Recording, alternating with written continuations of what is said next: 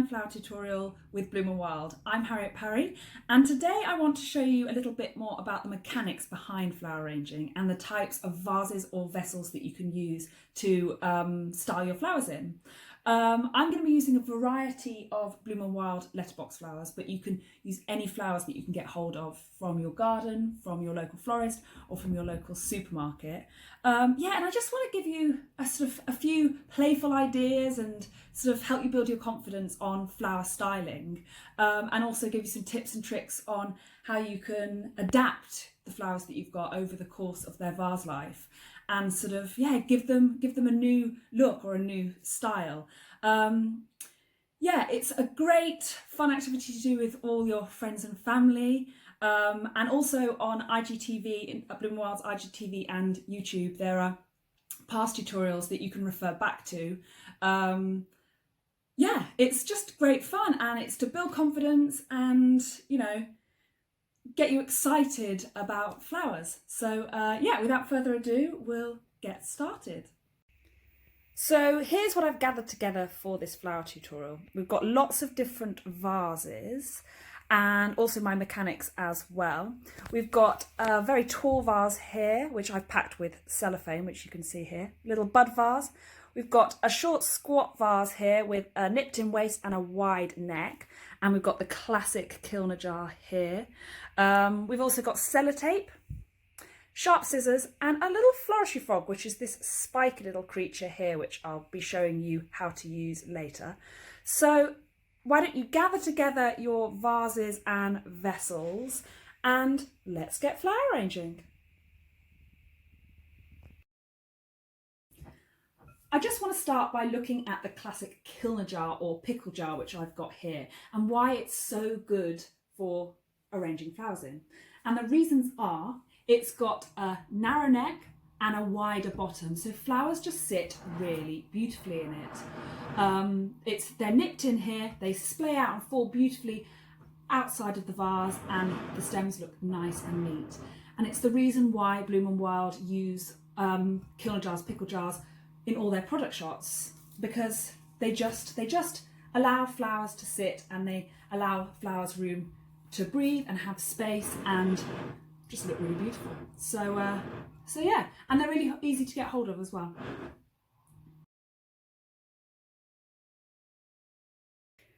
So now I'm going to show you what to do if you've got a wide necked vase with a nipped in waist, because quite often when you start flower arranging in a vase with this sort of shape and size, your flowers sort of spill out, and there's lots of big gaps, and they just don't sit as nicely in this type of vase. And also, when you're choosing vases, just before we start, think about how many stems you've got and whether the amount of stems actually works within the vase, because you don't want to over cramp. Anyway, I'm going to show you a technique here, which is called a grid system. I've started it already, but all we use is some sellotape. I'm using floristry tape, but sellotape is just as good. And it's great because it's clear, so it's not as obvious, it doesn't stand out as much. So I've just started here, just gridding all the way across the top of the vase. And I've got some thick stems. I'm using the Soleil from Bloom and Wild. So I want to make sure that my stems fit in the vase. So I'll just finish the grid.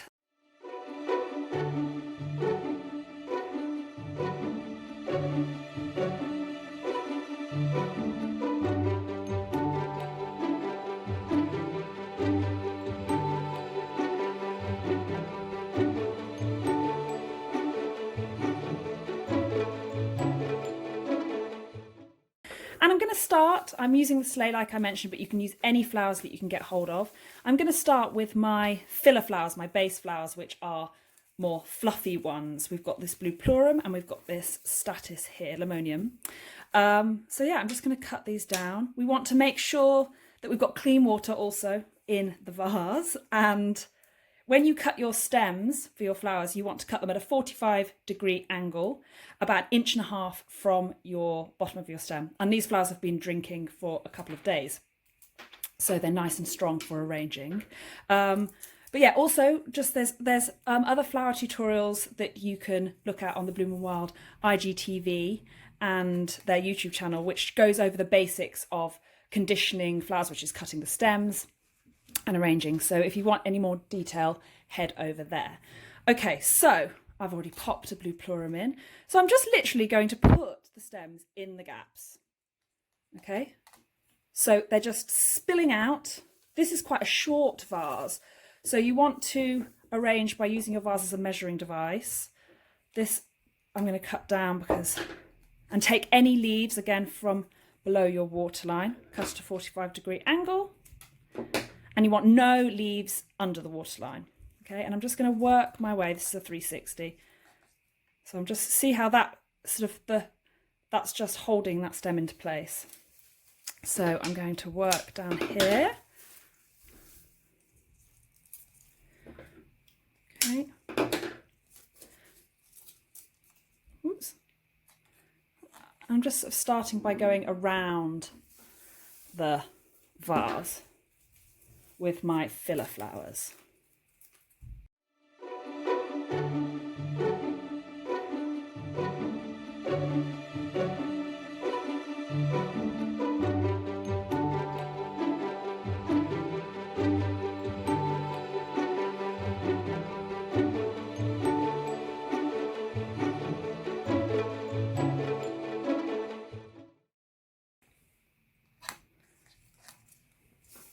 So I'll continue now with my more filler flower, which is this lemonium. So I'll get on with that.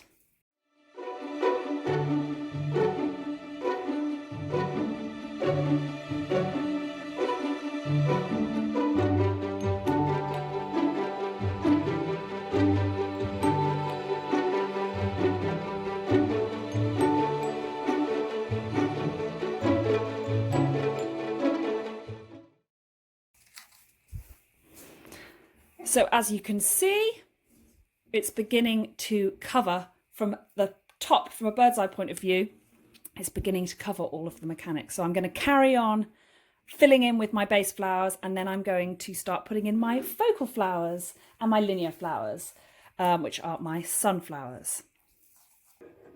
So I've nearly finished with my base filler flowers, just a few more stems to go, I think, around the neck of the vase. They're tumbling out.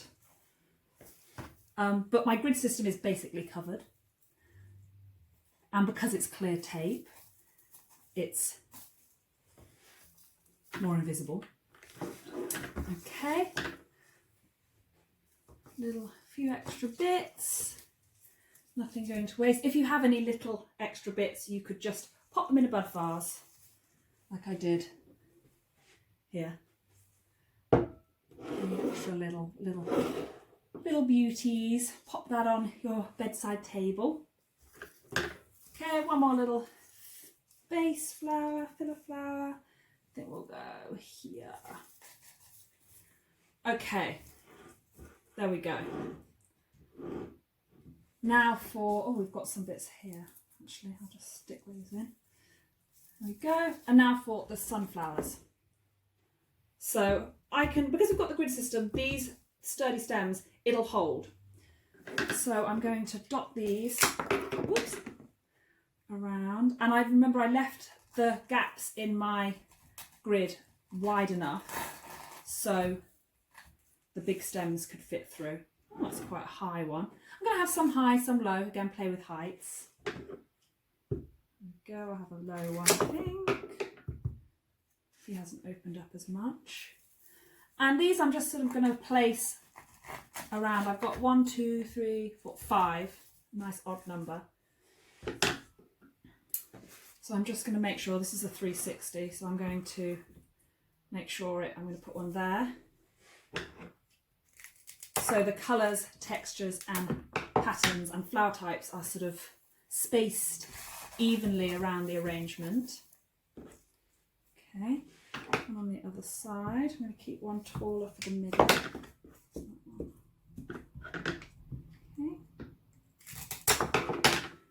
pop him in.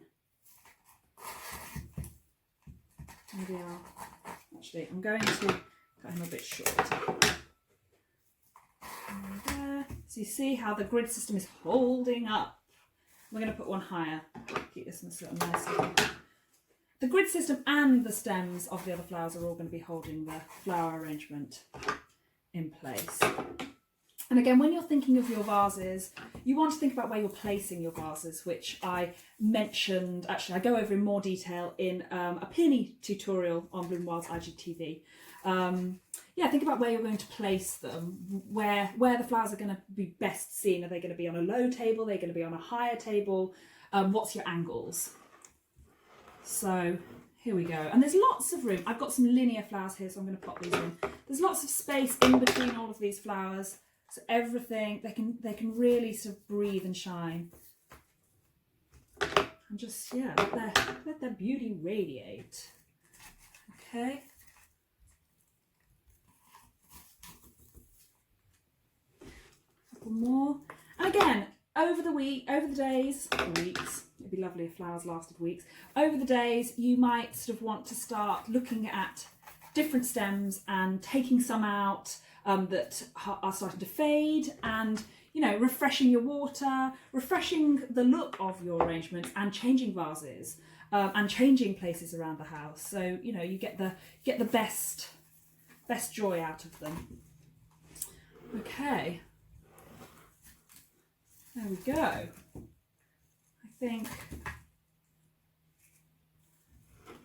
there we are. That's an arrangement in a wide neck, nipped in waist, and with a grid system. So yeah, happy flower arranging. So what happens when you've only got a really tall vase at home? Well, fear not. I've actually packed this really tall vase, you can see, with cellophane. You could use bin bags or plastic bags.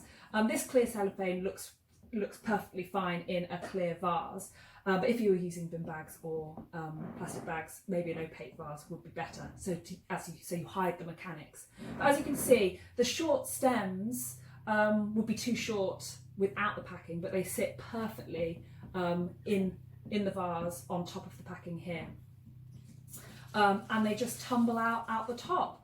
I'm using the Hannah bouquet from Bloom Wild, which has lilies in, but tall vases are really great actually, and with very long stemmed flowers, and often lilies come with very long stems, so they look great in a tall vase.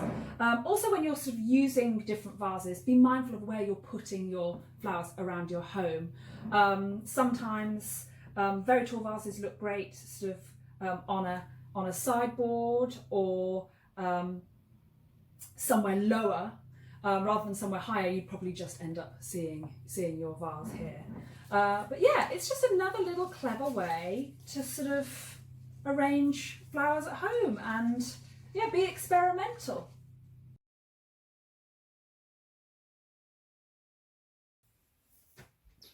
Right, so the next little tip I want to show you is actually using a floristry frog.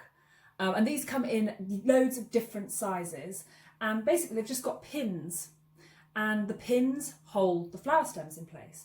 And it's a great way to do sort of a really sort of modern sculptural arrangement, or if you just have a few select stems that you want to show off, or some stems from a previous arrangement that are just on the turn that you want to just enjoy for the last few days.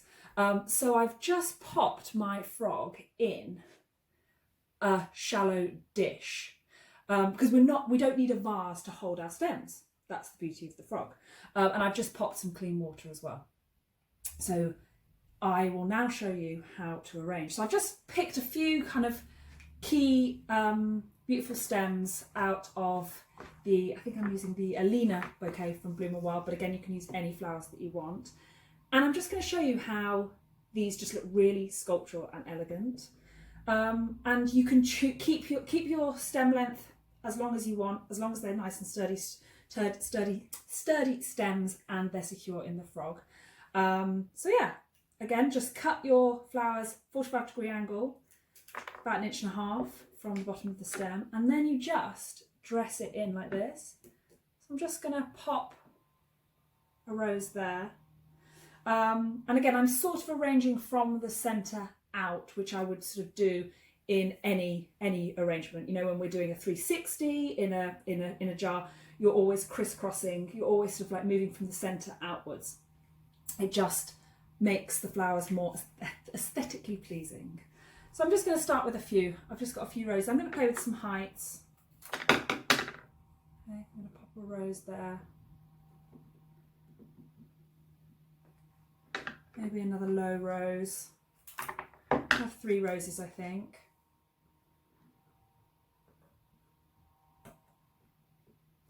Okay. Maybe a stock, because they smell nice. Keep him a bit taller.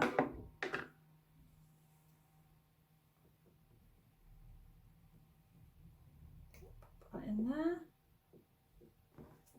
Maybe a low stock here on the other side. Okay. Maybe a really low one. Again, working in my triangles. Bring that here. Okay. And I've got some of this sort of ammonium, so I'm just going to dress that around. I'm using a clear dish, but I could always, just so you can see what I'm doing as it's going in to the pin, the flower pin, but you could transfer this into another vase or a low vase, and so it stands on its own, or I've got a sort of vintage bonbon dish, so put some water in that and that can sit. I'll show you that later. I'll transfer it in. Yeah, and this is just sort of, you can use foliage, just play with heights. And if you have only got a clear dish, I don't think the pins look quite pretty being seen. So yeah, you just sort of want to, I'll tell you what I've got. I have actually got a freesia from another Bloom and Wild bouquet, which I'm going to use. Sorry, just leaning in. Because I think that's got, it's just on its way out, but it's really beautiful. So I might just use that and just dress that in here. Like that. And maybe I've got another one, so I might put a low one. There we go. Let's take dead head. Keep that sort of low here. Might just pop that. And this just sort of, it's just another look. It's just sort of quite sort of pretty, structural, sculptural.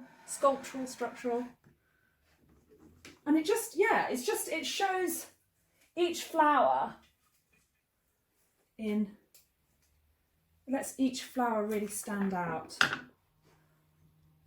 And again, like I said, it's great when your flowers are just going past their best. There we go. We've got the amoa outside.